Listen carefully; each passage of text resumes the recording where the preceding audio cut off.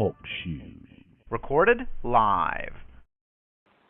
Well, thanks for inviting me. It's my pleasure and privilege and blessing to be here to talk about this. And before I even start, I want to thank you for the quote that you gave, a very poignant quote that has everything to do with the information that we're about to cover. And that is a quote from an American Roman Catholic bishop in one of the mainstream, most respected newspapers in America. He said, and I quote, "When the United States controls the world, the Roman Catholic Church will control the world." And the Roman Catholic Church controls the world. And if that sounds incredible, what would even seem more incredible is the fact that the Roman Catholic Church controls the United States of America. And, of course, many of you are aware that myself and Walt Stickle and others that are in this research, a lot of people now, it's growing by leaps and bounds,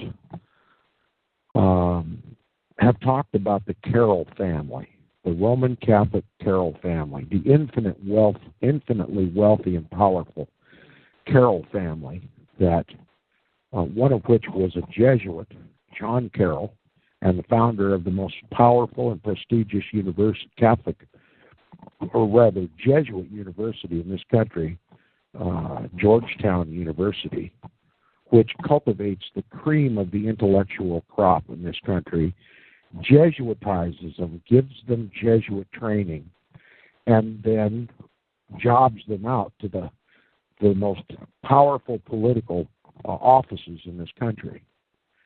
And it's literally a farrowing house, if you will, for American politicians. And that they occupy some of the most powerful offices in this country. And America is going the way of Rome, and has gone the way of Rome ever since the founding of this country.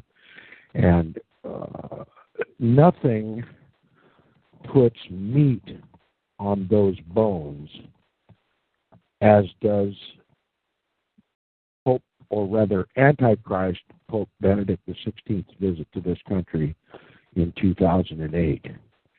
It took place in April of that year, along about the time of Pope Benedict XVI's birthday, but it was essentially called to order. The purpose for the Pope's visit, among many, many, many other things of equal importance, it was officially planned to celebrate the 200th anniversary of the first Roman Catholic bishopric, the first Roman Catholic bishopric of the colonial period. The first bishop of America, the first Roman Catholic bishop, was the Jesuit priest John Carroll, the founder of Georgetown University. And I will add something else that's very significant.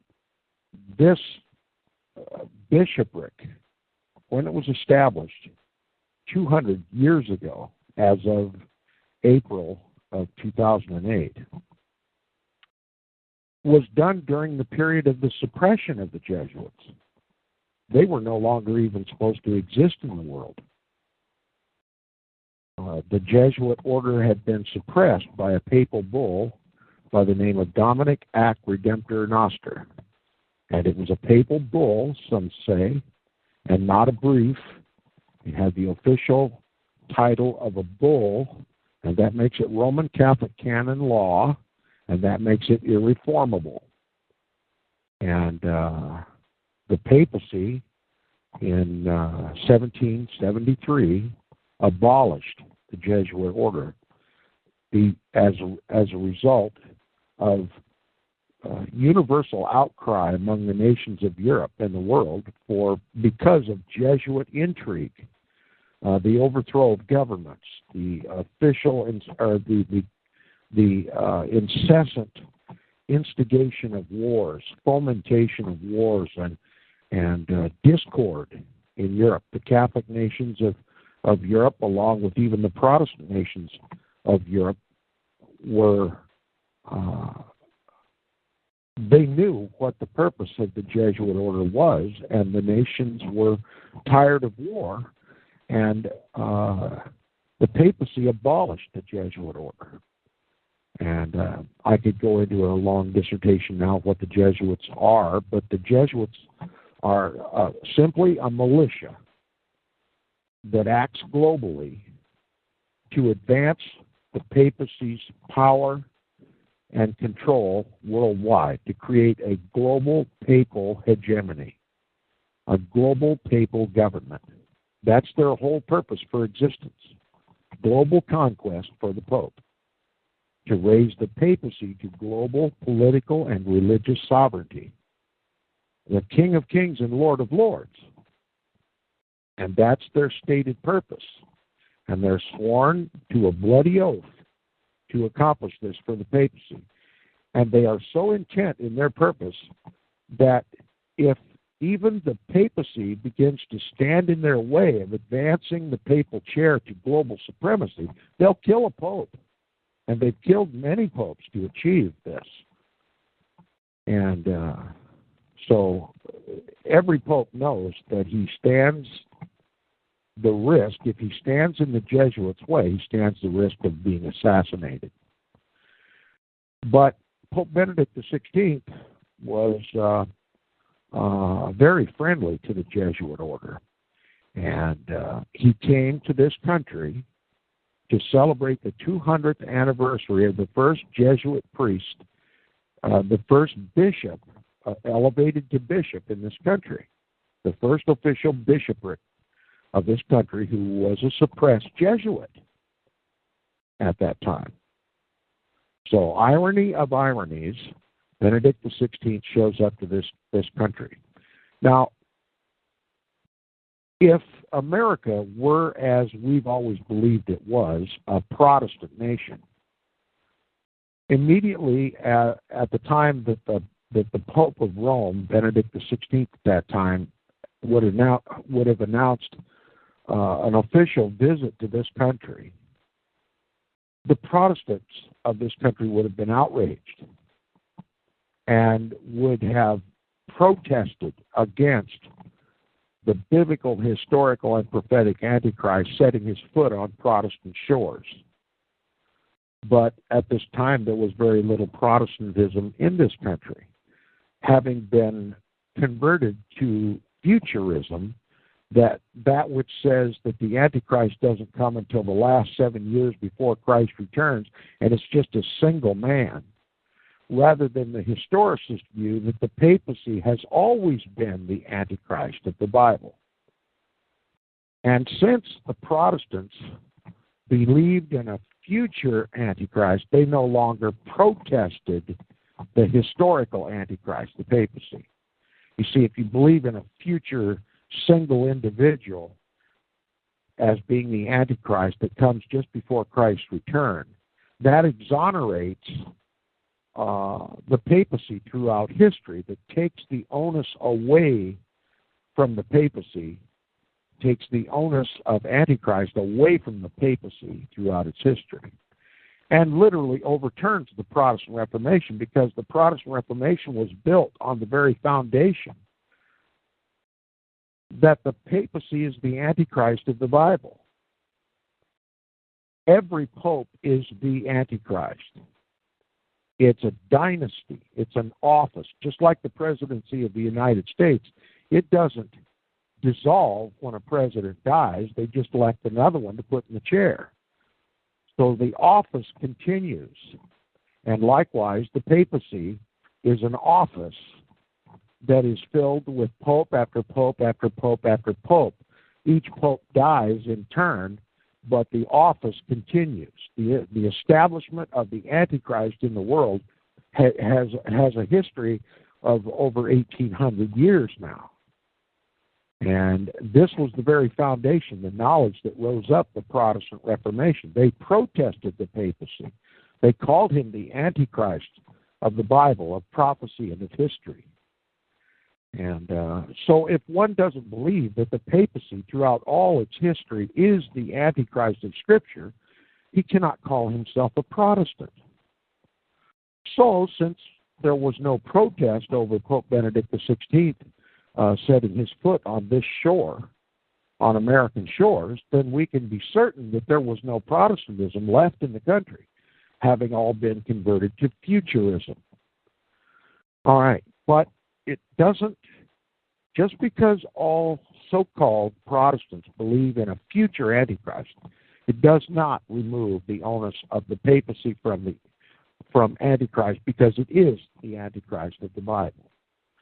And this Pope Benedict XVI, who came to this country, was just as much the Antichrist of history as was Pope Pontiff VIII, or the first Pope, or the current Pope, Pope Francis I.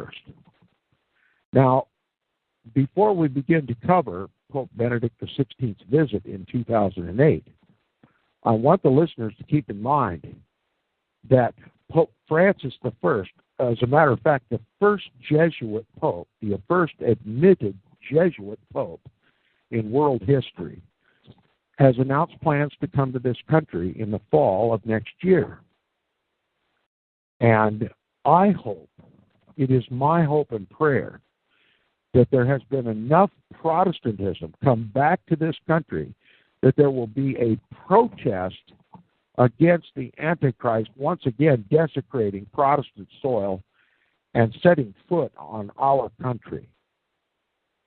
And to raise interest in Pope Francis I's visit next fall, I want to now reveal to the listeners what happened when Pope Benedict XVI came in 2008. Now, I was very in tune with suspicion, knowing who the Antichrist is. It's the papacy. When Pope Benedict XVI announced his intention to visit this country, I began to wonder what the Antichrist had up his sleeve for this Protestant land. And I began to research his itinerary, and I began to listen with intent every day on the satellite television to the Eternal Word Television Network. That's the official Roman Catholic channel. And to listen to EWTN's coverage of what Pope Benedict XVI had on his itinerary. And of course, there was talk about his birthday. There was talk about the 200th anniversary. There was much talk about the ecumenical movement and many other things, and how the Pope would be addressing all the religions of this country. And another researcher whose name some of you might be familiar with, John Daniel, the author of the book The Grand Design Exposed, was also equally interested in this. And together we kind of made it a project to keep track of what this Pope was intent to do, and then to pay particular attention during his visit and to see what he would do. Now, we anticipated that Pope Benedict XVI would literally take over this country, would announce himself as the king of this country currently under the administration of George W. Bush, who is a skull and bonesman, which is just one of the auxiliary arms of the Jesuit order, a Freemasonic institution that serves the Jesuit general. And knowing the history of the Bush families, and particularly Prescott Bush, George W. Bush's grandfather, who financed Hitler's Nazi regime through his Union Banking Corporation, which fell under the disfavor of Congress, who eventually closed the bank for him, and should have filed suit against the Bush family for financing an enemy of war, but which got away scot-free and simply had to turn over the assets of their bank. But George W. Bush, who we knew had direct ties to Hitler's Nazi regime and being financiers of that Hitler Nazi regime.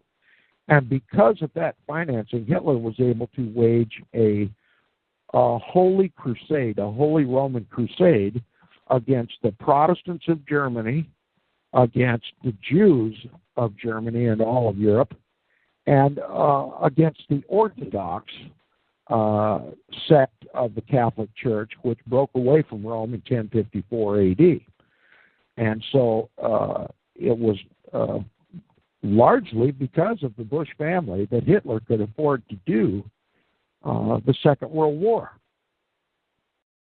And we knew that there was a very, very secret but very, very close relationship between the Bush family and the papacy. And we wondered what this could bode for the United States with a Bush in the White House, having succeeded his father, George H.W. Bush, in the White House, and a Knight of Malta in the White House, Ronald Reagan, and also a Jesuit-trained Knight of Malta and 33rd degree Freemason, Bill Clinton, in the White House. You see, Rome has had a friend in the White House all throughout my life. And knowing the import of what Vatican Council II was in the 1960s, where the Protestant churches of this country denounced the Protestant Reformation and then sought to ecumenically reunite with the Roman Catholic Church and come back under the papacy's authority. We saw Pope Benedict XVI's visit to this country as the potential for an official announcement from the Pope, commensurate with the Bush family support, and commensurate with Vatican Council II and the ecumenical surrender of Protestantism, having refuted their Protestant Reformation, having believed in futurism, and now exonerating the papacy and seeking to reunite with the Roman Catholic Church. That Pope Benedict XVI had a platform, a political and a religious platform to justify standing before the American people and in some fashion or form claim himself to be the King of the United States of America and a ruler over the government of the country. And that's exactly what we found. It happened right before our very eyes. A few of us understood the significance of the things that took place in Washington, D.C. when Benedict XVI came to this country. But for the most part, since there is no more Protestantism in this country, or so little Protestantism that its voice cannot be heard anymore in the United States, the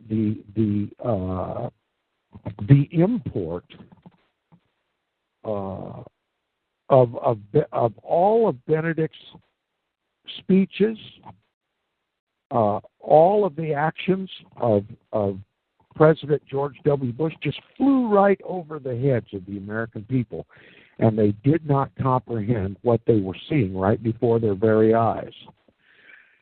And since this was such an important affair for me, I wrote a webpage on it. And if you want to go to my website, inquisitionupdate.org, on the right-hand side at the top, you'll find a link to my old web pages. And if you click on that, it'll take you to my old web pages. And you can scroll down on the left-hand side, you'll find a button that says Vatican Takeover of America. And click on that, and you can bring this up. And I think Michael has probably posted a link to this web page in the chat room, so the listeners can go. Now, I'm looking at that page at the moment, and I will read the text that I wrote back in 2008, and see if you can understand what I was saying. And it includes videos backing up my assertions.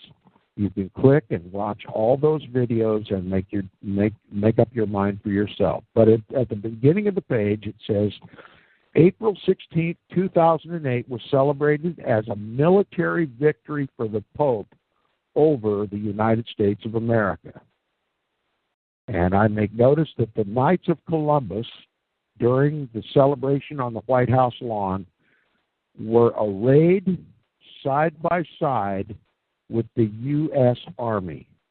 Now, before I go, I don't have to explain to the American people what the United States Army represents. It represents the military power of this country. But side by side with the U.S. Army was positioned the Knights of Columbus. And the Knights of Columbus are an oath-bound military in service to the Pope. So we literally have the representation of the papacy's global military, the Knights of Columbus, which are just a wing of the Knights of Malta, a global military, and there they are sitting side by side, saluting and literally worshiping the Pope, their commander-in-chief, with salutes. Now, you don't salute someone who is beneath you in rank. You salute the superior. That's what they're doing, both the United States military and the Vatican military, the Knights of Columbus in this country. And they're saluting their superior. Now, one might accuse me of being a little rash in that description, and that they may have been saluting the President of the United States, who was on the same platform, George W. Bush. But this was all about Benedict XVI. It was not about George W. Bush. George W. Bush took a secondary role in that entire event. It was all focused to recognize Pope Benedict XVI. Now, before we even continue with this discussion, I want to remind the listeners that White House protocol requires that if a foreign head of state comes to the United States to visit with the president of this country, White House protocol demands that that foreign head of state, who is a guest in this country, must first meet the leader of this country at the front door of the White House. That's U.S. White House protocol. It just stands to reason. Now, President Bush was going to go off to see the leader of the Soviet Union, or Russia as we know it today. He would meet Vladimir Putin or whoever's in office at the time at the front door of his residence, or the official residence of the president. And likewise, a foreign head of state, the papacy, which is the head of the state of Vatican City, came on a diplomatic mission to the United States. Protocol dictates that he meet the president at the front door of the White House. He's a guest. And this is it's almost universal protocol all over the world. This is the form of respect that is demonstrated all over the world. When you visit a foreign head of state, you meet him at his front door. But in violation of official White House protocol, President George W. Bush got in his limousine and was chauffeured to Andrews Air Force Base, where a red carpet had been rolled out in front of the airplane at the foot of the steps of disembarking at the airport. And positioned on either side of that stairway from the airplane to the ground were U.S. military personnel dressed in full uniform. Now, U.S. military protocol forbids a uniformed officer of the United States Armed Forces to carry a foreign flag. That can get you court-martialed. But yet, at Edwards Air Force Base, at the foot of the stairs, coming down out of the airplane, was a full-dressed U.S. Marine carrying the Vatican flag. And Had there not been an exception made, he would be guilty of violation of official U.S. military protocol and hauled into court-martial. But there we have it, right in the videos. A Marine carrying the papal flag. Now notice in the video, when you watch, the red carpet that is laid out is rolled out so that the Pope doesn't get his feet dirty. And no one from the United States, no one, whether he be from the press, from the president's entourage, anyone from his family, anyone from the airlines, anyone from Edwards Air Force Base, no one was allowed to set foot on that red carpet until the Pope did. And so we observed the official protocol for visiting the Pope, and the Pope comes down the stairs and steps onto that red carpet, and then the President George W. Bush and his family join him on the carpet. Where we were a little bit amiss in our predictions of what would happen for that meeting, we expected Pope Benedict XVI, as is customary protocol for the papacy, when he arrives on a foreign soil that he claims to own and rule, the papacy normally, after disembarking from the airplane, when his foot touches the ground, he immediately drops to his knees and kisses the ground, signifying that he owns it. This time, Pope Benedict XVI did not kiss the ground. And we stood a bit embarrassed because we predicted that he would, thus showing all of the listeners that he was going to demonstrate that he owns this country called Protestant. Okay? And I was a bit in a quandary when he didn't do it. And, of course, I was watching the full-time live coverage on EWTN at the time, and there was talk among the set of EWTN whether or not Pope Benedict XVI was going to kiss the ground when he arrived. And they were just as surprised as I was when Pope Benedict XVI didn't kiss the ground, and they asked the question, I wonder why the Pope didn't kiss the ground, which is customary. And somebody informed them that Benedict XVI did not kiss the ground because the previous Pope, Pope John Paul II, in his papal visit to the United States, he did kiss the ground. And since the papacy is an office that continues, Pope after Pope after Pope, the papacy is still the papacy, no matter who's in its office, who's in the chair, that formality had already been completed. And so it was not necessary for Benedict XVI to kiss the ground.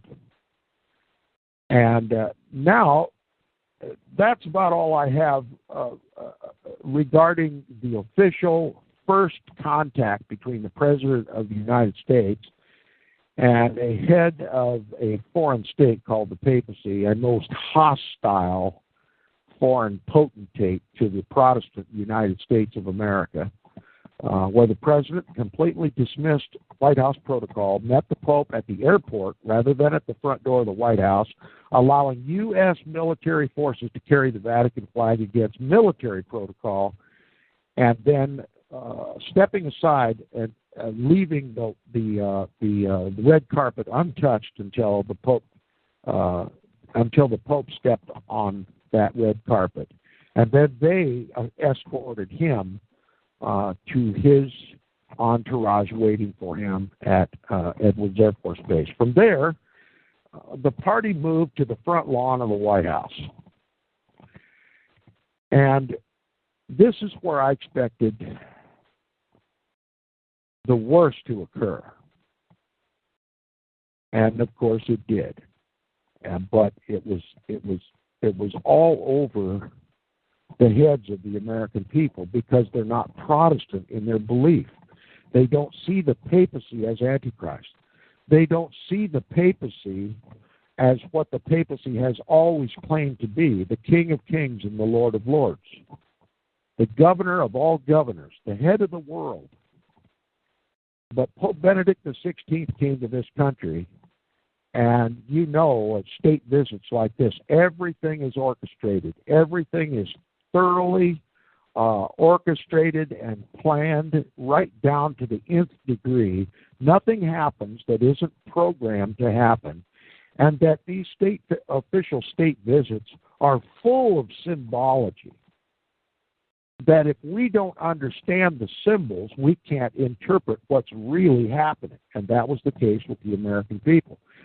But I described to you the two militaries, the United States military and the Papal military, standing side by side at attention and saluting the Pope, which has all kinds of significance for those who are Protestant in their understanding and belief, and have some knowledge of papal history and what role the papacy plays in the world, and what role the Knights of Columbus play in the world, and what role the president plays on the same stage with the Pope.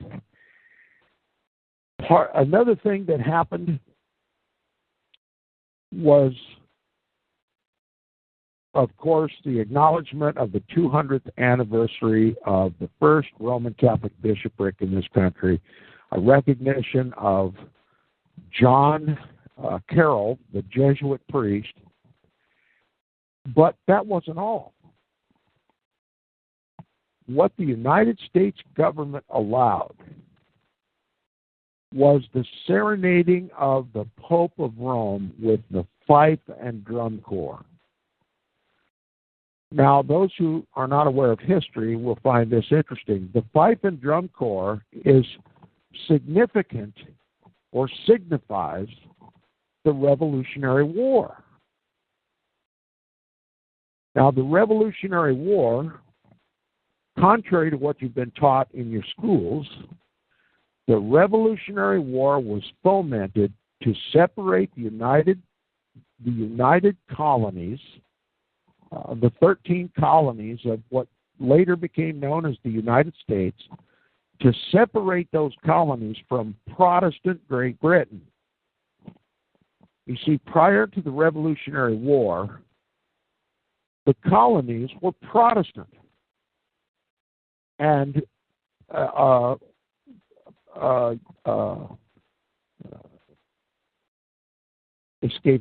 word escapes me right now.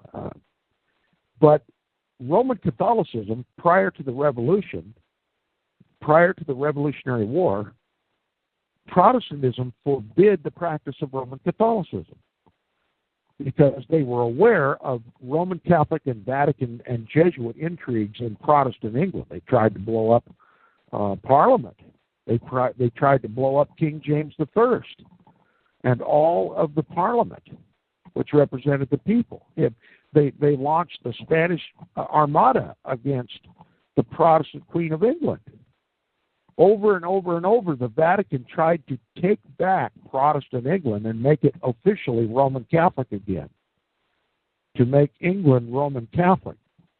And the Protestants continually fought off the papal attempts to regain Great Britain and put it back under the authority of the papacy and make the Pope king of England, and to put a Roman Catholic on the throne of England to rule in the Pope's stead. The Protestants of the colonies were aware of that history, and they were constantly vigilant to suppress Roman Catholicism in this country. And so the Mass was illegal. The celebration of the Mass could not be done anywhere, much less in public. And if there were Roman Catholics coming to this country, they had to keep their Catholicism hidden for fear of raising up the ire, if you'll permit me, to raise up the ire of Protestants. And but the Revolutionary War was fomented by the Jesuits and by Freemasons, both in England and the colonies, so as to separate the colonies from the government of Great Britain, the Protestant government of Great Britain. And it was accomplished. And of course, it's never taught to us what the real purpose of the Revolutionary War was. I mean, we're all taught that it was about tea and taxes. Well, the controversy over tea and taxes was simply a way to achieve a Roman Catholic victory over the colonies and to make religious liberty the standard for the new colonial period after the Revolution, and make Roman Catholicism on equal footing with Protestantism, declaring religious liberty. And of course, that gave the Freemasons, the Luciferians of Freemasonry, to practice their religion too openly. And so, all things considered, it was a net gain for paganism. It was a net gain for Roman Catholicism, and it was a total defeat of Protestantism. And so, who was the official winner? Secret though it was, who was the official winner of the Revolutionary War? It was the papacy. The Revolutionary War was a religious war against Protestantism, and the Pope won. And this visit of Pope Benedict XVI was an open acknowledgement from our government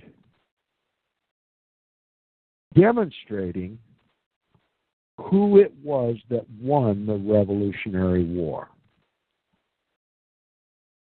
And again, we have U.S. military and papal military, the Knights of Columbus, standing at attention and saluting Benedict XVI.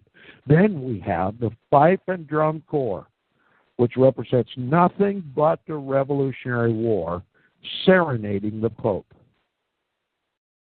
And we have singers singing, "Thy kingdom come, thy will be done on earth as it is in heaven."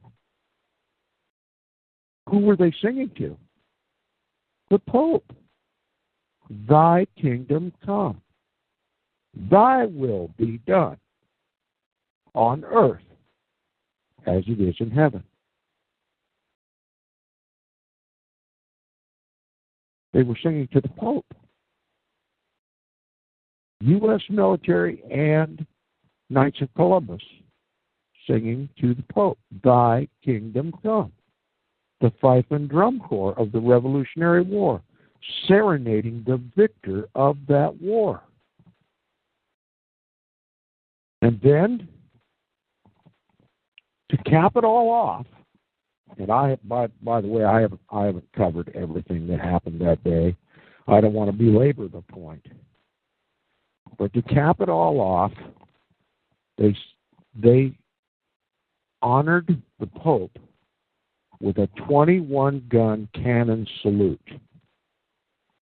And there's a link on this page. You can click and see that 21-gun cannon salute right there on the front, right there on the White House lawn. Now let me go to Wikipedia right now and read what Wikipedia says about a 21-gun salute. Okay? Gun salutes, according to Wikipedia, under 21-gun salute, it says this: gun salutes are the firing of cannons or firearms as a military honor. That's what it says right on Wikipedia. It's consistent with everything that I've said. They gave a 21-gun salute to the Pope. And 21-gun salutes are the firing of cannons or firearms as a military honor. So here we have the significance that is demonstrated through everything that happened that day, that it was to honor a military victor in the Revolutionary War. Now, it wasn't Protestants or pilgrims that were being honored that day. It was the Pope of Rome, the biblical, historical, and prophetic Antichrist of the Bible. Our government was announcing the Pope to be the military victor of the Revolutionary War.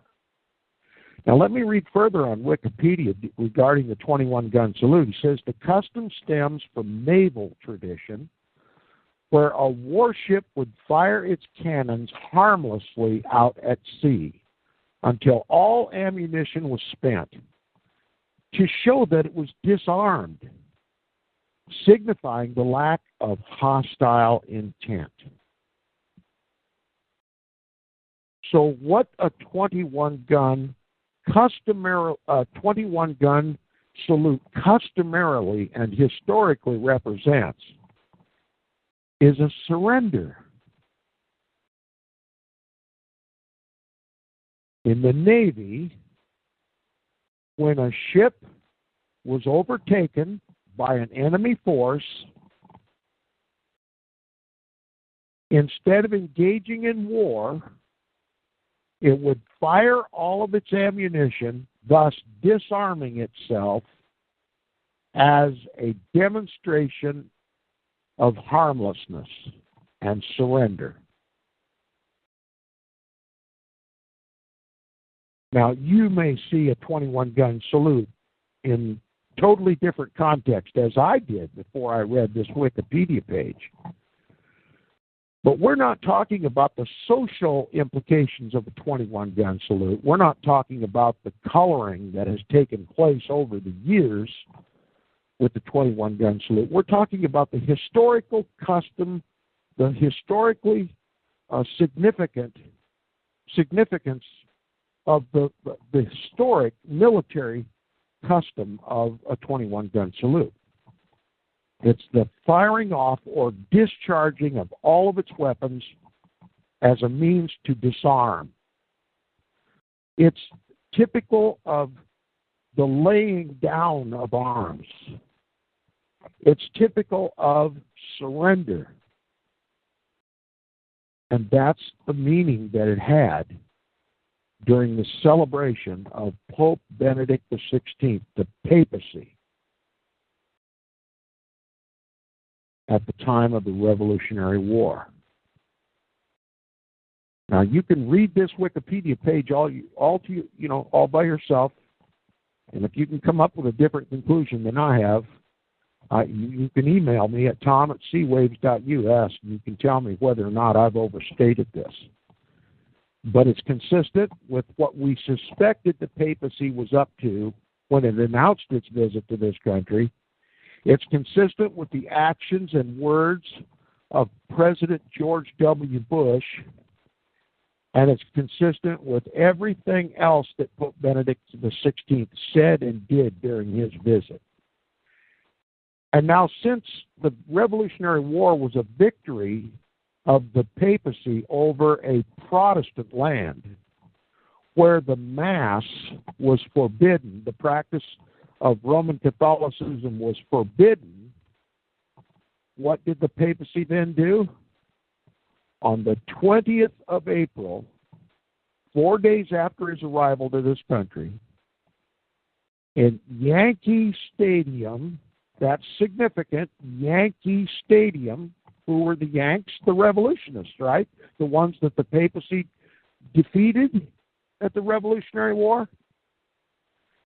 At Yankee Stadium on the 20th of April, Adolf Hitler's birthday.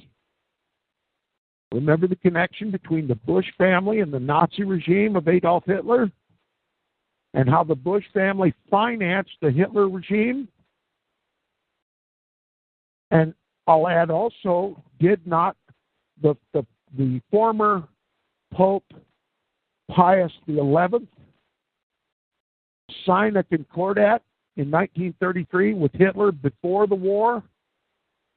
And the then Pope, Pope Pius XII, who led that Inquisition through Nazi Germany, through Adolf Hitler and the SS against the Protestants and the Jews and the Orthodox.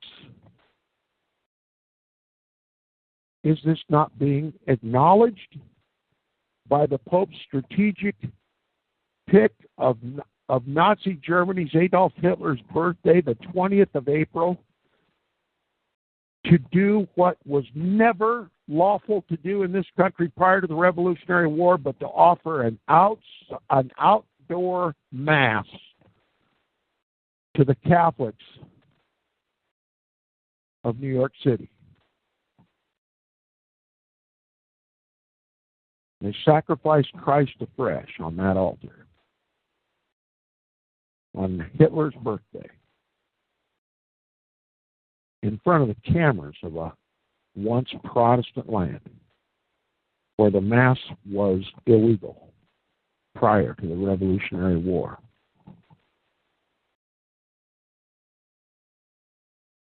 It was exactly what John Daniel and I predicted it would be. It was dripping in historical significance. And every historical event that it celebrated was proclaimed by the actions and events that occurred on the White House lawn as celebrating the papacy as the victor of the Revolutionary War. And I want to remind the listeners that this same Carroll family that produced the Jesuit priest that became the first bishopric in the United States of America, that same Carroll family donated all the land that is now occupied by the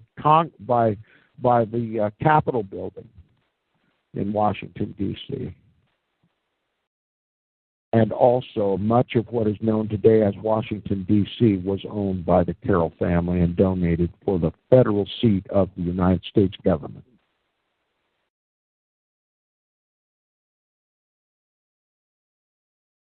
And our history books didn't tell us a word about any of this.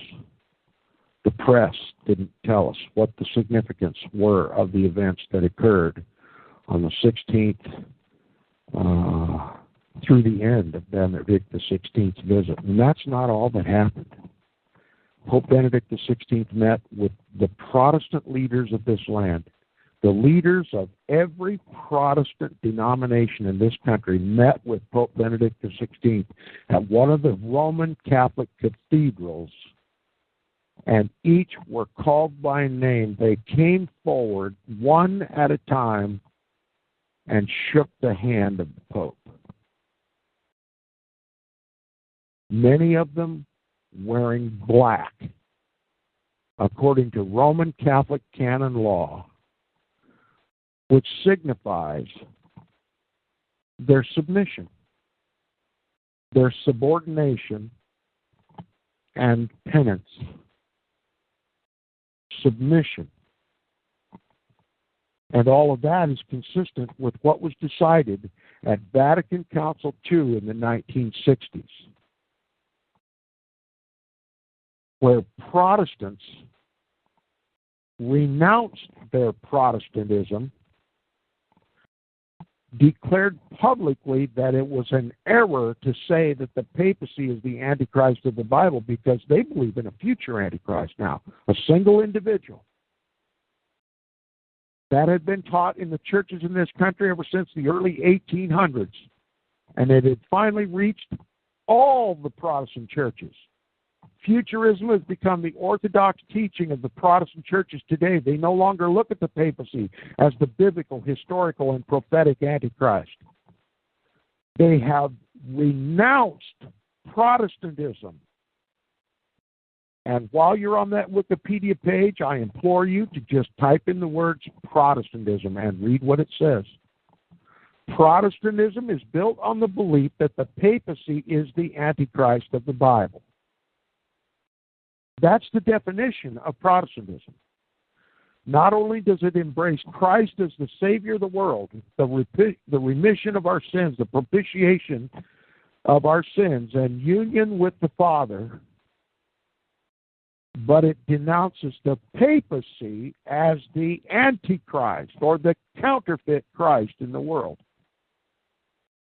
That's what it says on Wikipedia about Protestantism, and that's exactly what it means.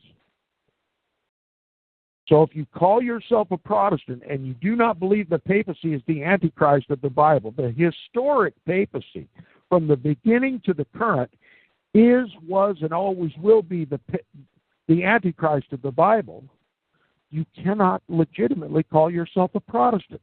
If you believe that there is a future Antichrist, thus exonerating the entire history of the papacy, then you have repudiated Protestantism. And that's exactly what futurism was designed to do, to get the Protestants to refute their own beliefs. And once that was accomplished, then all Rome had to do was say, we forgive you, come back to mama. And that's what they're doing. That's what they've done in this country. There's almost no Protestantism left in this country. And that's why the historical and significant events that happened on the White House lawn during Pope Benedict XVI's visit simply escaped all understanding in this country, except for the Roman Catholic hierarchy and the hierarchy of the American government. Together, they celebrated their new union, official union of church and state on the White House lawn. There being no more Protestantism to protest it. They demonstrated before the world's cameras a union of church and state. The Pope beside his king, beside the King of the United States, George W. Bush, together united. And who did they celebrate? Benedict XVI. And that celebration focused on the Revolutionary War, where Protestantism was officially defeated in this country, and Roman Catholicism was given liberty to not only practice Roman Catholicism, but to grow in strength and power, and in a little over 250 years to control this country.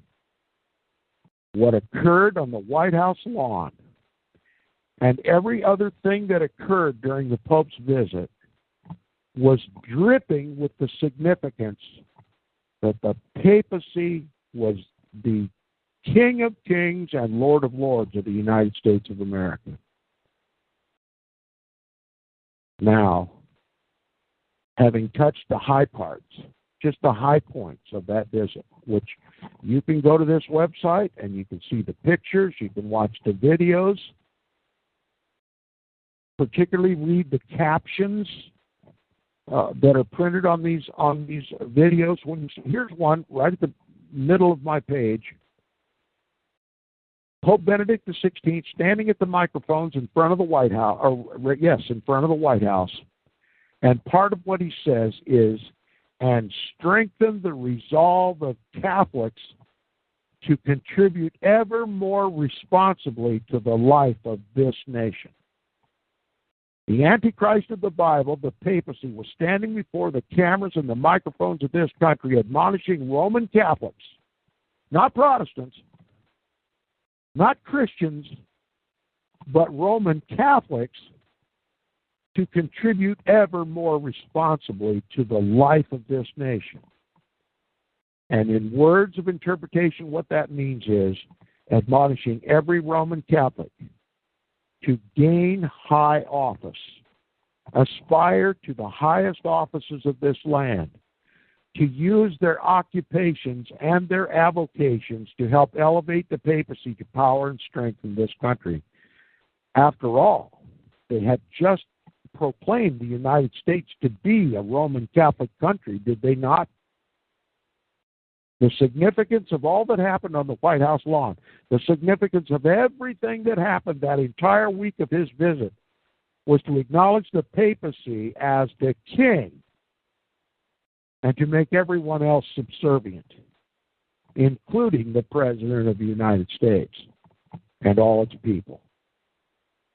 And the Pope had the brazen audacity to serve Mass in public, and he also called Roman Catholics to seek the most responsible positions in the life of this country.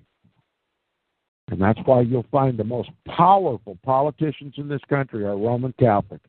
On the Supreme Court, there is not, for the first time in the history of this country, there is not one Protestant on the Supreme Court.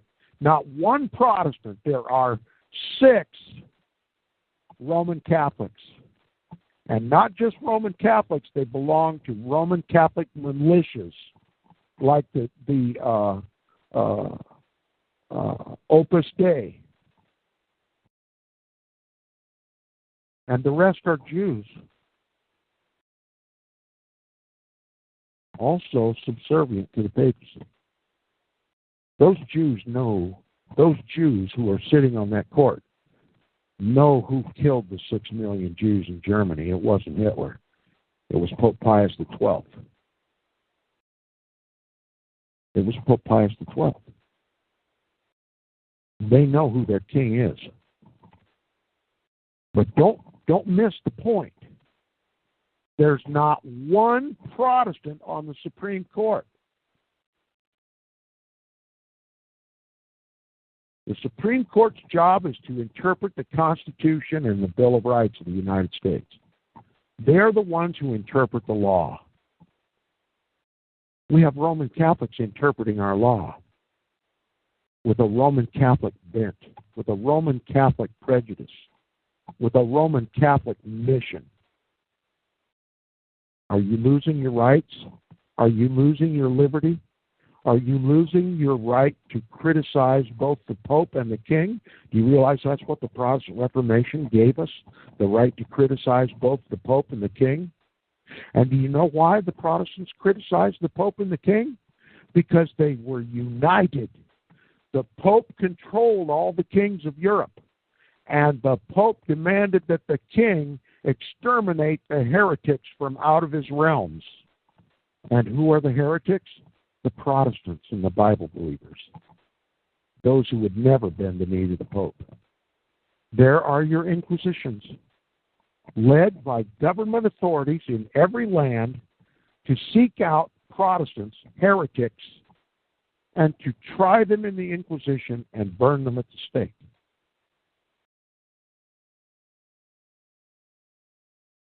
No Protestants on the Supreme Court interpreting our Constitution and Bill of Rights. And we're losing our rights, aren't we? And the king of this country, George W. Bush at that time, now Barack Obama, who's just as subservient to the papacy as was George W. Bush, sitting there with a serpent's grin on his face, while the Pope tells us right before the cameras that he wants Catholics to run this country. Now, if I haven't done anything else tonight, I hope I have raised some Protestant blood. And I hope with that new Protestant fervor, the listeners of this program will take the examples that I've just given you over Antichrist Pope Benedict XVI's visit in 2008, to watch just as carefully, even more carefully, to Pope Francis I's visit to the United States this fall. Watch it with a biblical eye. Watch it with a prophetic eye. Watch it with an historical eye, and mostly watch it with a Protestant eye. Watch it carefully. And you'll get the best information, believe it or not, from EWTN, the Eternal Word Television Network, the official Roman Catholic channel, because it's their king that's coming to this country. And they know more about the significance of what this Pope is going to do and say than anybody else in this country, including the Protestants. And they're not bashful about telling you what the Pope is doing in this country. And you can also stay tuned to Inquisition Update, because you can bet I'm going to be watching it with my eyes wide open. Inquisition Update is heard Monday through Friday at firstamendmentradio.com. You can email me at tom@seawaves.us. That's tom@seawaves.us. And that's all I have for this evening. I'll send it back to Michael. Thanks for having me. Economically? Yeah, Well, sure, it goes hand in hand with what Benedict XVI did in 2008. First of all, I want to give the American people, whoever's listening tonight, the rest of the story. You know, there's much talk about the Federal Reserve. Most people who know what the Federal Reserve is, that it's not an American bank, it's a foreign bank. And they know it's run by the Rothschilds. But what they don't know about the Rothschilds is that the Rothschilds are listed in the Jewish Encyclopedia. You can look it up yourself in the Jewish Encyclopedia. It's online. You look it up yourself and go to Rothschilds and read what it says about the Rothschilds. And one place it says, the Rothschilds are the guardians of the papal treasure. The Rothschilds were French Jews. They originally, their real name is Bauer. They're Jews, and they're also Freemasons. And we know Freemasonry is just a wing of the Jesuit order, one of those multiplying agencies that the Jesuits rely upon to do their bidding in the world. They are Jewish Freemasons, and they were trained at the Lycée Louis Le Grand, a French Jesuit university, and that's where they got their training in economics and money lending.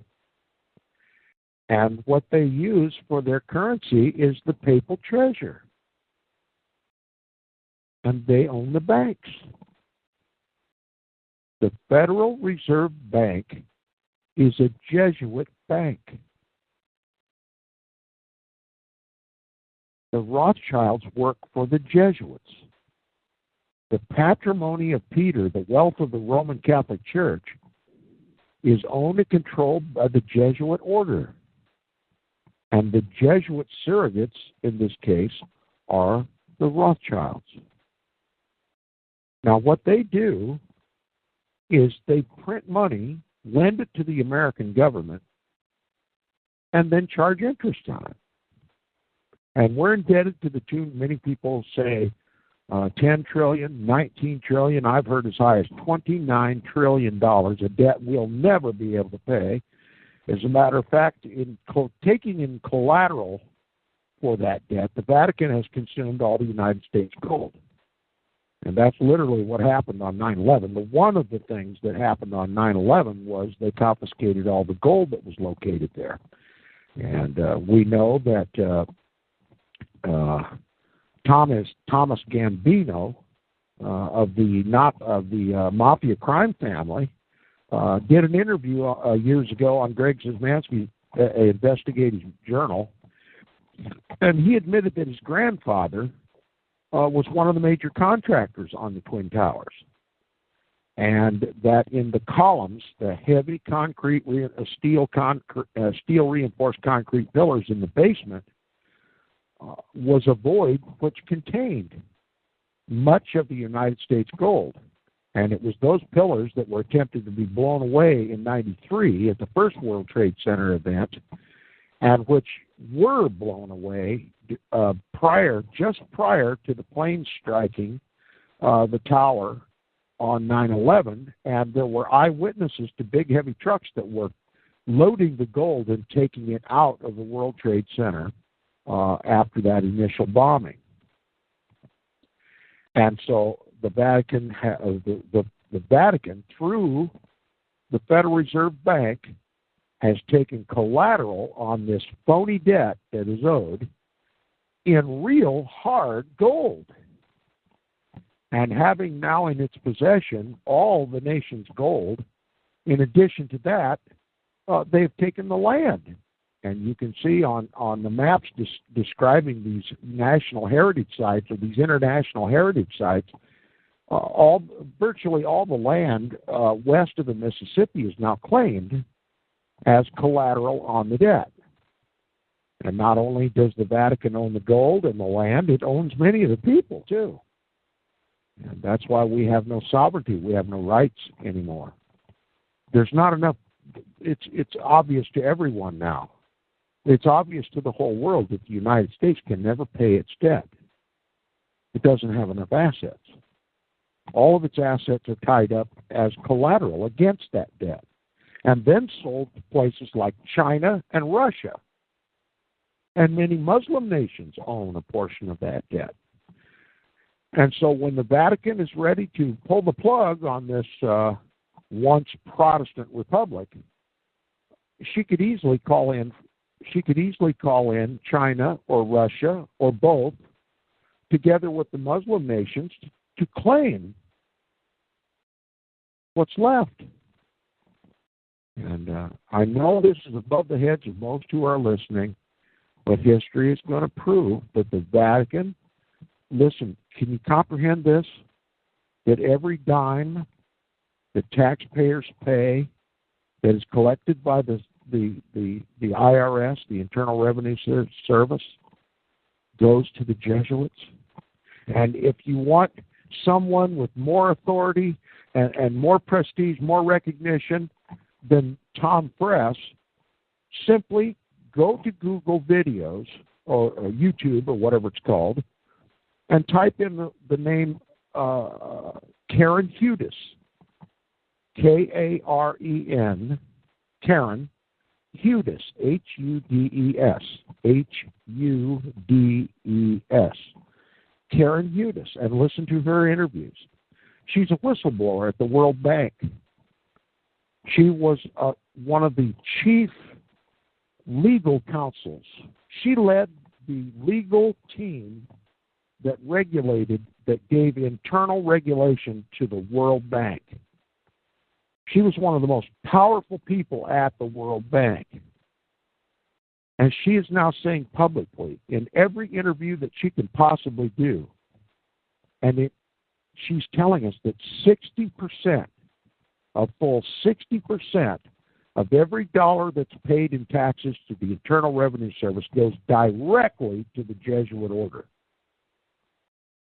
And this is known globally.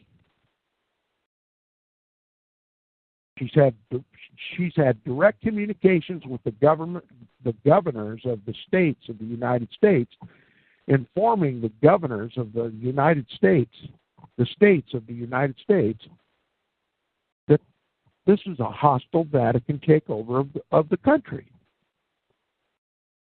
It's on record from someone infinitely more powerful and knowledgeable than Tom Friess, who was a latecomer to this, but she's a quick study. And she found corruption at the World Bank, and she traced that corruption and its cover-up, and she came to some very concrete conclusions. And they all involved the Jesuit order and the Roman Catholic Church. She'll tell you flat out that the Federal Reserve Bank is owned by the Jesuits. Yes, the Rothschilds run it, but they are the guardians of the papal treasure.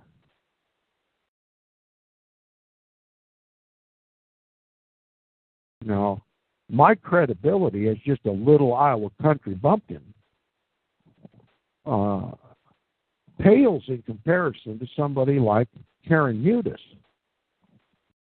And it's easy to dismiss somebody like me as a kook, but you can't dismiss Karen Hudes. And I invite all your listeners to Google Karen Hudes. Go to her website. Read her material. Go to YouTube. Watch her videos. And see it for yourself. The United States is in a crisis. Protestantism is under attack. We have been financially enslaved by the Vatican through the Federal Reserve Bank, a Jesuit bank. And Rome's ready to call in her chips. And the only thing that can stave off this Vatican destruction of this Protestant land is to return to Christ and return to Protestantism, the knowledge and the belief, the conviction that the papacy, and only the papacy, is the Antichrist of the Bible, the Antichrist of history, and the Antichrist of prophecy. The little horn, the man of sin, the son of perdition, the Antichrist of the Bible are speaking of one and the same system, the papacy. Daniel prophesied it, Paul prophesied it, the Apostle John prophesied it. We've seen it through history. We've seen it through war. We've seen it through politics. We've seen it through world economics. We've seen it through the blood of the saints and the martyrs of Jesus. And now we're going to add our blood to theirs if we do not act. Back to you, Michael. Thank you, Tom. Well, I got a question for you, because I was going to ask you, what can we do about this? And you said return to Christ. Return to Protestantism. Spread Protestantism. The knowledge that the papacy is the Antichrist and the papacy has taken over this country. Now look, the Protestant reformers didn't have to raise a gun. They didn't have to raise a sword. They simply informed all the Christian world and showed them from the scriptures and from history that the papacy is, was, and always will be the Antichrist. And they liberated all of Europe. Yes, there was war, but they had to overthrow their own governments too, because their governments were subservient to the papacy. And they overthrew those governments, and they put representative governments where the people ruled the government, not the Pope. And that's what we have to do in this country. We know our government has turned into a hierarchical system that doesn't care at all about the people or its rights. It doesn't care about true Bible Christianity. It wants to destroy true Bible Christianity because it serves the papacy. And the papacy knows there's only one power on earth that ever threatened the extermination of Rome, of the papacy, and that was the simple knowledge taught by the Protestant reformers that the papacy is the Antichrist of the Bible. And we need another Protestant Reformation, and it cannot happen unless there comes a majority view in this country that the papacy is the Antichrist. You see, because we have exonerated the Antichrist with our futurist beliefs, we have offended our Savior. We cannot serve two masters. And now in this ecumenical movement, that's what we're doing. We claim Christ with our mouth, but we obey the papacy and the civil government that imposes his canon law upon us and excludes God's holy, eternal, and perfect law of liberty. You see, by exonerating the papacy, we have dishonored every drop of Protestant blood that the papacy has shed throughout history, to the tune of hundreds of millions of souls. By exonerating the papacy, we have desecrated the names and the teachings of the Protestant reformers. We have renounced Protestantism by joining this ecumenical movement to unite God's house with the synagogue of Satan in Rome. And God is not going to have it. And we must repent. Serve Christ and cast out Antichrist. That's where we stand. We've committed the same sin of Israel, where they wanted to claim God as their king, but they worshiped according to Baal, raising obelisks and idols and images and pagan celebrations, pagan rituals. God would not have it. He would not have his name mixed with the name of Baal. He would not have his holy service on Mount Moriah mixed with the traditions and ceremonies of Baal worship. And when we repudiated the Protestant Reformation and then sought to ecumenically reunite with the Roman Catholic Church, we committed the same error. Now, Israel, for her abominations, were sent to Assyrian captivity. Judah, who committed these same offenses, were sent to Babylonian captivity. We're not going to be sent anywhere. Rome has come to us. And we've invited her with both open arms. And God is not going to have it.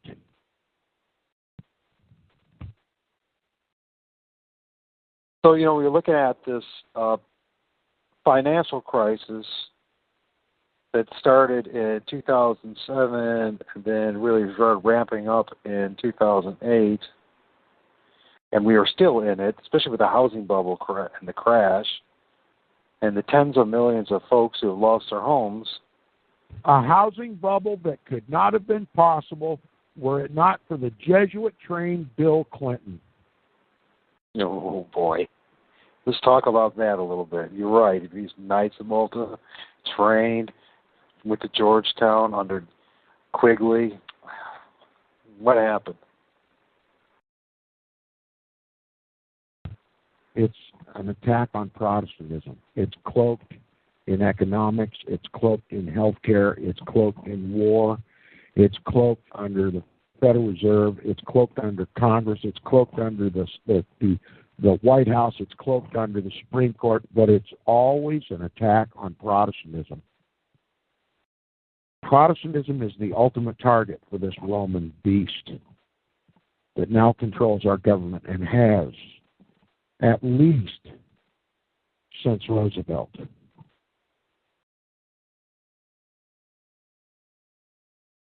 So what I see is, Tom, I look back in history, I look at Germany in the 20s and 30s, and I see it being replayed again in this country. As part of the Jesuits and Rome's end game for this country is to bring us down to such a point that we're willing to go all out on this ridiculous World War III? Or is it just, what's the end game here? Why are they destroying us? Well, I said that at the outset of the program. What is desired by the papacy, what has historically been the goal of the papacy ever since its beginning, is to claim the world as his inheritance. Under the donation of Constantine, a known forgery, the Vatican has claimed to be the owner of the land, the air, and the sea. The donation of Constantine, just look it up on Wikipedia and read about it yourself to know what it is. The basis for the global empire of the papacy is the donation of Constantine and the false decretals. You can Google that title too and read it yourself. The false decretals.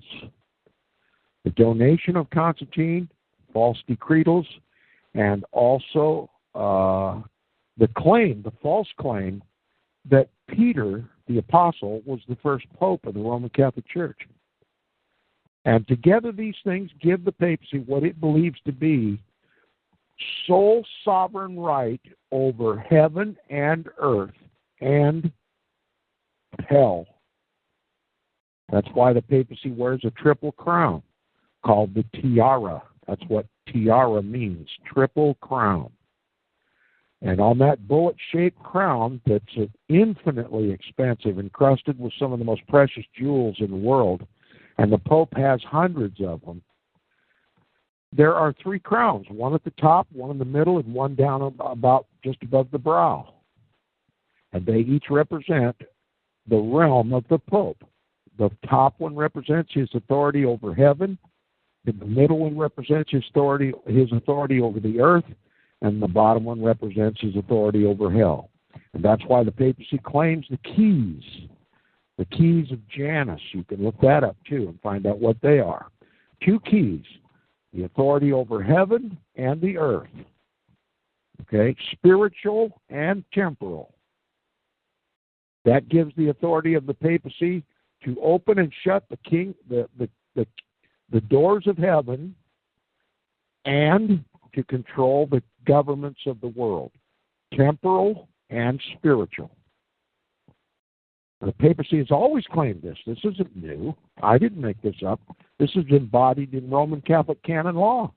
This is embodied in the councils, all of the councils held by the papacy throughout the centuries.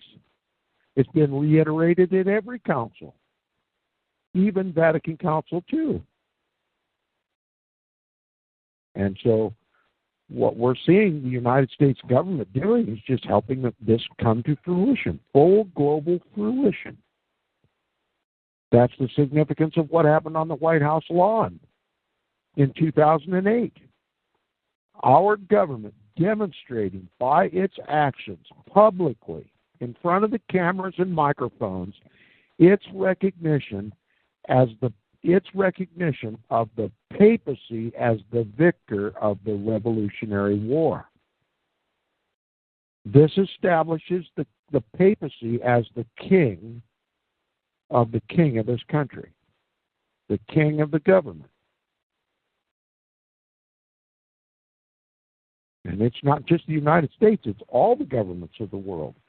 Literally what we are seeing taking place before our very eyes is the reestablishment of the old world order.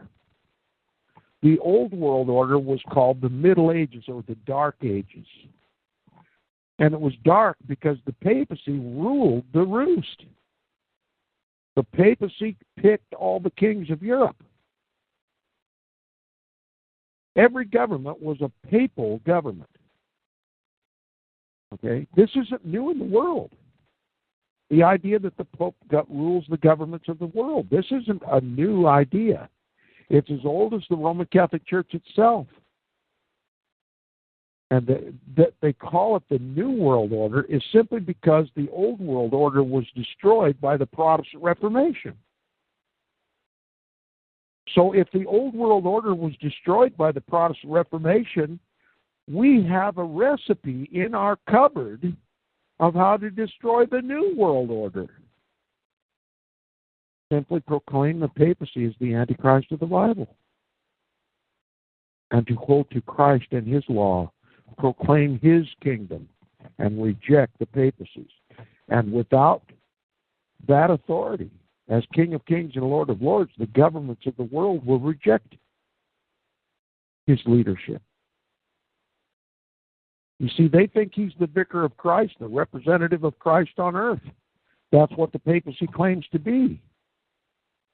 And that's why they give all their power and their strength to him. That's what was demonstrated on the White House lawn in 2008. The United States government was giving their power and strength and recognition to the papacy. That's why he traipsed all over New York and Boston and Washington, D.C., desecrating everywhere he went, and even so much as bringing into servitude the leaders of all the Protestant churches.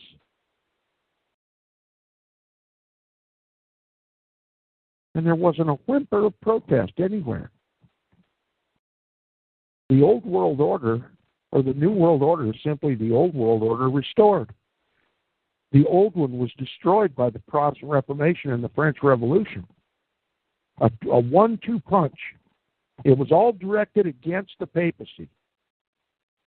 Both the Protestant Reformation and the French Revolution, which was atheist in character, they leveled a 1-2 punch against the papacy. And the papacy lost his temporal power.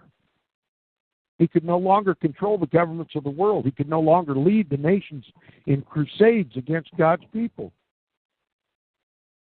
And the papacy, since the Lateran Accords were signed by the papacy and Mussolini in February 11th, 1929, the papacy has literally rebuilt the Old World Order. And our government official, George H.W. Bush, I'd call him president, but he wasn't elected by the people. He was a papal king. In his State of the Union address, he announced this new world order. He just failed to tell us what it was. He knew who he was speaking to, and he knew they would understand what this new world order is. It's only the Protestants who are ignorant. Well, I would argue this more than just the Protestants. I would think it's 99% of this country is, regardless of whether you're Protestant or you're a heathen or you're atheist or whatever you want to be labeled or what people label you. The fact is this country has been deceived from the get-go. And once again, what happened in 2000, April 16th through the 20th of 2008, only a handful of people knew about it. You're one of them. I didn't hear about this at all until last night. This message is extremely important. For those who join in late, go back and listen to this whole episode. It'll be one of the most important episodes you will ever hear in your life. And it's not an exaggeration.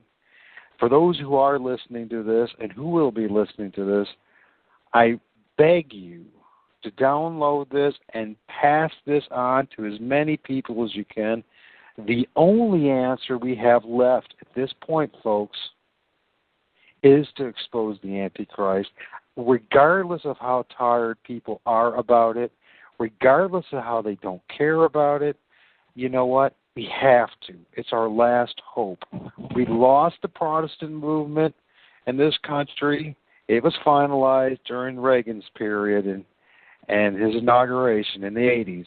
And then in 2008, we lost our government completely. And if we're fooling ourselves if we think there's any more options left at this point outside of God Almighty Himself, and the fact that we finally wake up and we start having enough courage to speak the truth for once, or there will be no change at all for the positive. There will be none. And at this point forward, there's going to be nothing but pain. There's going to be nothing but sorrow.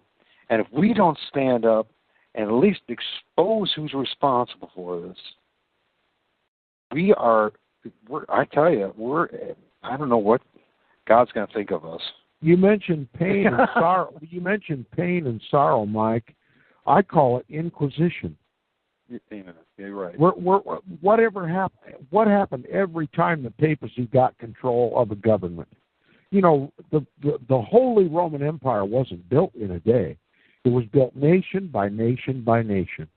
And every time the Vatican got control of a government, every time the papacy made that government Roman Catholic, the first order from the papacy was to the new Roman Catholic king of that land, exterminate the heretics from your realms. And that's what they did. And we can't expect anything less. And that's why my program is called Inquisition Update, because Rome now controls our government. And has for a long time. And the only reason there haven't been the beheadings of Bible-believing Protestants, the only reason we haven't been burned at the stake or laid in the guillotines, is because we've surrendered through the ecumenical movement. Now, should we continue this peaceable surrender to the Vatican through Vatican Council II and ecumenism? Or should we return to Christ before it's too late? We better return to Christ. That's right. There is no other option. Got no choice. We have to repent like Daniel did in Daniel chapter 9. Read Daniel chapter 9, the first 23 verses. Daniel was weeping in sorrow for not only his sins, but the sins of Israel, for bowing down to images and idols, for worshiping God by the means that the pagans worship Baal, the Babylonian god, the sun god. Daniel finally understood the sin of Israel. And he knew by reading the books of the Bible that they would be in Babylonian captivity for 70 years. And we're in Babylonian captivity now, but nobody's even repenting. We owe the same prayer to Christ today that Daniel owed to God when he prayed in Daniel chapter 9.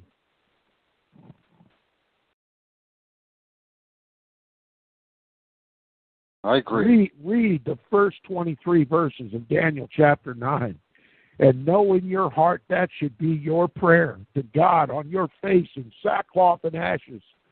If you have believed in this future phony Jesuit deception and have exonerated the papacy and no longer view the papacy as the Antichrist and welcome Pope Benedict XVI or Francis I this fall, you owe God that repentance, the same repentance that Daniel uttered in chapter 9. We all do. We have grievously erred. We have grievously offended our God. And we deserve this Babylonian captivity that we're in. And there's only one thing that's going to stop the full fruition of this Babylonian complete control of our country and subjugation of God's heritage, the saints of Almighty God, is to repent of ecumenism. Repent of our idolatry. We cannot worship the Pope. He's a mere man, and likely a pedophile at that. And the current Pope is a Jesuit priest. It's an army of pedophiles.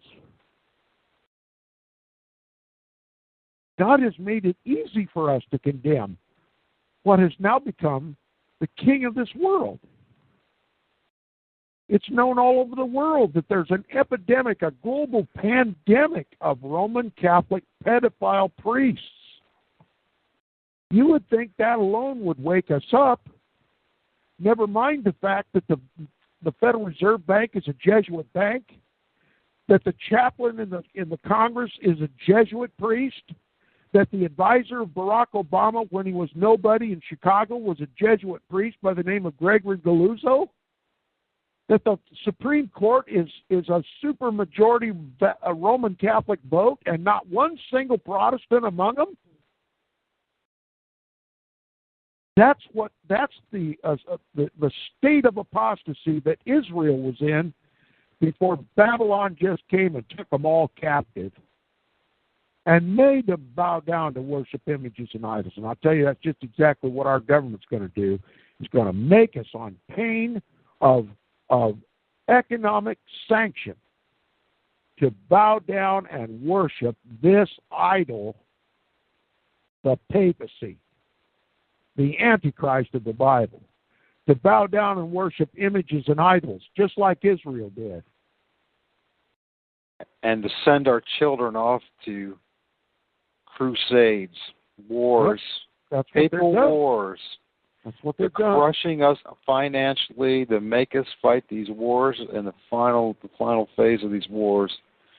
And we, if we really are truly Bible-believing Christians, first of all, it is our responsibility to be annoying about who the Antichrist is and let everybody know. And it's our responsibility, for anybody who's been sitting here listening to the show or in the future, to download the show, not to promote nothing but the truth, because I could give a rat's derriere about the whole thing about me. This message is so important. Yeah, we're not selling anything. We're not trying to become rich and famous. You can forget my name right after this show. Just don't forget the information you got here. And anybody who listens to this show tonight, you have to come away with a realization of what has happened to you, to this country, and what your future and your children's future is. And if you don't speak up and do something about it, if you just go, well, this is just an intellectual endeavor, and now I know more about the Vatican, or I know more about the papacy, I know more about Roman Catholicism, you have missed the whole point. This is not an intellectual endeavor. This is not about you proving yourself that you got it all figured out. This is it. You listen to this show, doesn't matter who it is, now or in the future. You now have a responsibility that you cannot shirk. You can't use imagination, futurism. You can't use all this ridiculous arguments about who the Antichrist is. There's no more excuses. And there's no more excuses if you don't bring this up to people. You don't bring up what happened in 2008. If you don't bring up the fact of what this country really is about. And I tell you, I think of all these different quote-unquote Christian leaders out there, it's sharing all this ridiculous false information just to make a buck. I mean, half of them actually believe in it because they're too dang lazy to actually do any homework. They're too lazy to even be inspired by God. They don't even believe in God. They just want a paycheck. And, we're all being deceived, and nobody's standing up for the truth. This man, I'm not trying to give Tom any praise. I have absolute empathy and sympathy for Tom. 6 years ago, he's talking about this stuff I didn't even know about. I've never heard one person ever tell me about what happened in April 16, 2008. This is ridiculous. This is unforgivable. This is absolutely unforgivable to all of us. I don't care where you're at, how much you know, what you now that you know the truth. You are responsible to share this message to people. If you can't do it like Tom Press can, then download this and have them listen to it. Most of us can't do it. Most of us are so dumbed down, including myself, and don't have a clue what the heck's going on, that we do need to be humble enough to listen to someone like a Tom Press for once and actually start listening to this man. You know what I mean? What the heck has happened to us? I am so embarrassed to be a Christian, to be an American, to be a human being, because the people just don't pay attention to the truth. This is devastating news to me, and nobody has... I don't know what to say, Tom. I'm sorry to be real emotional about this, but every time you seem to get on the show, especially the late at night, these shows we get, this wakes me up, and it just, I have been devastated. I've been walking around like a zombie all day long, because finally hearing about the truth of this message yesterday puts the nail on the coffin. There's no more arguments. There's no more debates. There's no more playing around. Well, maybe the Antichrist is King Charles, or it's some guy in Europe, or it's some guy in Islam, or some Chinese. There's no more arguments, no more debates, no more nothing. You're going to play games, you play games, but you're responsible for it. And it's going to condemn you, and you think God's not going to pay attention to that? You think he's going to just think lightly about this? Oh, well, at least he believed in Jesus. Do you really believe? Do I really believe? We're not even willing to stand up for the freaking truth. How much do we actually believe anything? I want to say thank you, Tom. And you're welcome. I want to, before we close the show, I want to remind the listeners what just occurred to me. Walt Stickle has a web page on this too. If Walt will put up the link to that web page, you can get listeners to go to that and see the information that he uploaded about this as well. He became interested in what John Daniel and I were doing. And he's more capable with a computer than I am. As a matter of fact, most of the videos and images that are on this webpage of mine, Walt put up because I didn't know how to do it and still don't know how to do it. But Walt has more time to do his own webpage, and he's probably got a better webpage on this information than I do. My understanding is he even included some of the text of the speeches that were made by Roman Catholic prelates and even the Pope during his visit, which are full of innuendo, Roman innuendo. And the listeners can read all the information that Walt has.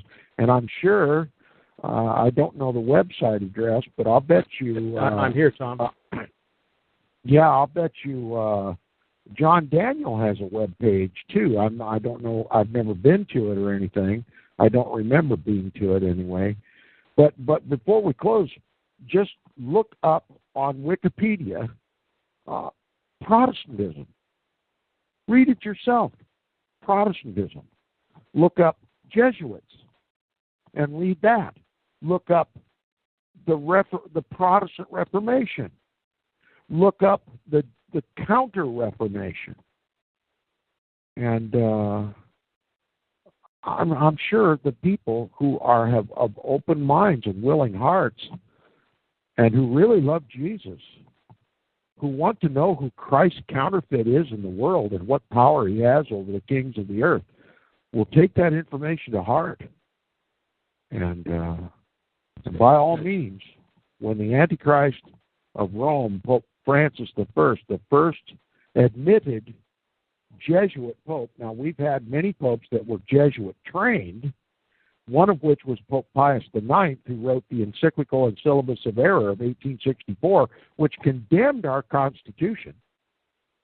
You know, you wonder why George W. Bush referred to our Constitution in private company. He referred to it as just a GD piece of paper.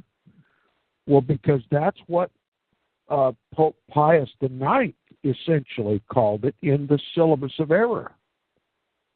And it denies, in that syllabus of error, we're denied the right of free speech, we're denied of the right of freedom of conscience, we're denied that the government, that the only legitimate government in the world is a papal government, and that governments of, by, and for the people is an attack against the legitimate throne of Christ on the earth, the papacy.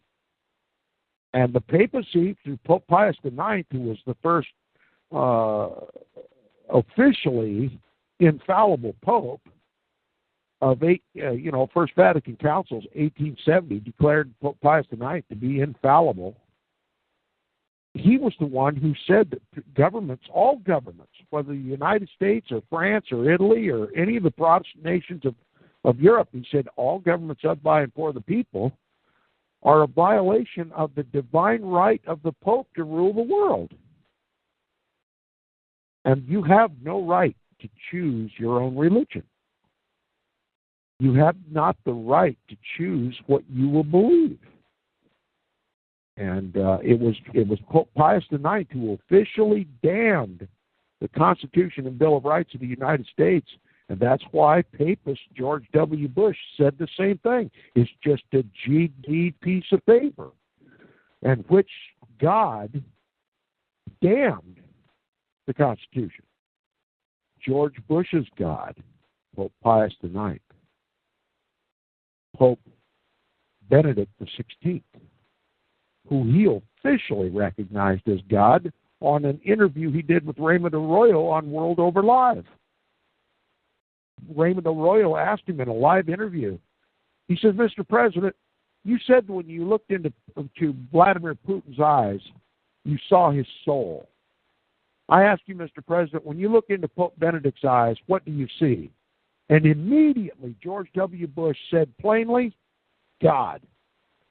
Mr. President, what do you see when you look into Pope Benedict XVI's eyes? God. That's what he said. And he put that into action on the White House lawn in 2008.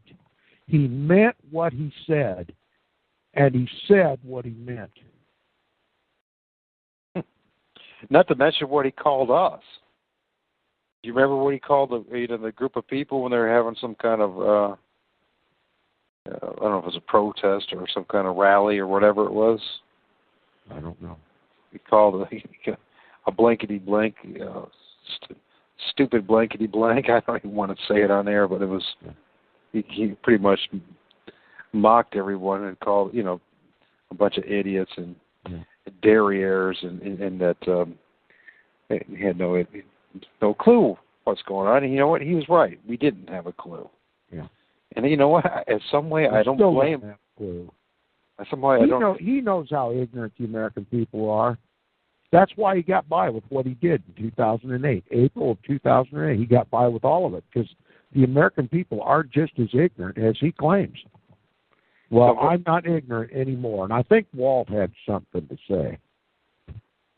Yes, I got a comment. I think it's not. I don't think we should cover it now. But this is another broadcast. I think, Tom, if you would read the speech that Cardinal George gave to Benedict, and then make the comments. And then read the speech that Benedict responded to Cardinal George. It's breathtaking. I mean, my sentiments are the same as Michael. You know, Michael, when I heard this 6 years ago, I was really green, but I knew the significance of it. But 6 years later, and this is what fellowship's about, when you share this with somebody, it takes your breath away. Because what we talked about tonight is history. It's history. It's documented history. And my sentiments also is to download this and spread this. I mean, you know, this should be on every alternative news broadcast. The Americans need to know who's running their country. We are not running down. We don't have hate and animosity in our voice, but the American people deserve to know who has taken over their country. And my website is at granddesignexposed.com. And all you have to do is put in Grand Design Exposed in any Google search engine, and it goes right to my website. And I have all the, Tom mentioned the carols. I have a link up there. I have something like 40 different buttons on the left. One of the buttons is the Catholic Founding Fathers. Now, I didn't name that button. That button is named as an article that comes right off of a Roman Catholic educational site, and it's called the Catholic Founding Fathers. And I had a discussion with a man that called me today, and it was fruitful, because, in other words, I've learned not to argue. In other words, you ask somebody, have you ever heard of the carols? All you have to do is put in Charles Carroll, Carroll spelled Carroll, Daniel and John, and you'll get all the reading material you want to read. And the truth of it is, we had 3 Catholic founding fathers that flew under the radar. And that is the actual terminology that's used in the Catholic Founding Fathers, that they flew under the radar. They had to. They had to. Because the colonies were Protestant, and if they knew that there was so much influence in the formation of our federal government by the Roman Catholic Carroll family, there'd have been a religious war of annihilation that took place even before the Revolutionary War. I'll be back in about 5 minutes. You know, and I wanted to say something else. You know, Tom has read a lot of books. The last 8 years, he's read book after book after book. But anybody that's listening to this broadcast, research everything that was said here. This was a documentation on the Pope's visit in April 16th to the 20th in the United States in 2008. And it went completely unnoticed. I asked you can just ask your neighbors about this visit. Nobody knows anything about it or the significance of it. You will not know any significance if you don't crack the books and do some research and understand who the Carrolls are. And understand what a Protestant, what it really means. It means, like, when the Pope's coming over here next fall, we have the biblical Antichrist coming to speak in our our legislative. The biblical Antichrist. Now, this might mean too much to somebody in the secular world, but anybody that's cracked that Bible, you've got to open it up again. This is real. There's nothing to debate here. And when you read the speech that Cardinal George introducing Benedict, and that's up there on my site, it's called the Pope's Speeches in 2008. Both the speech that Cardinal George gave to Benedict and Benedict's response. My sentiments are yours. And I knew about this for 6 years, Michael, and that's why sometimes I get a little short, But I learned today. When you want to talk about some of this stuff, you have got to start at the ground level. If somebody doesn't know anything about the carols, they do not know anything about the American Revolution. What we heard about the American Revolution is Disneyland. Once upon a time, there was a president called George Washington, and he had a bunch of little fairies, Jefferson, Benjamin Franklin. But one thing they don't teach you, and this, what I'm about to say, is very instrumental. It isn't what they've told us. It's what they've left out. Because those three Catholic founding fathers were very, very instrumental in the founding of America. And all three of them, now John Carroll had 26 years of Jesuit education, and he was a card-carrying Jesuit. Now Charles, his cousin, and Daniel, his brother, they were not Jesuits, but they had 12 to 14 years at a Jesuit university in France, a Jesuit school. We had three founding fathers that were Jesuits. That is not my opinion. That can be documented. And when you understand what I just said, it should put chills on anybody's back. So that's my comment. I just want to remind the listeners that the whole purpose for my appearance tonight on your program was to show the importance of keeping a close eye on Francis I's visit to this country next fall. We've seen what Benedict XVI did in 2008. What can we expect from this Jesuit Pope? You can bet I'm going to be watching carefully, and I think all eyes should be on deck this time around.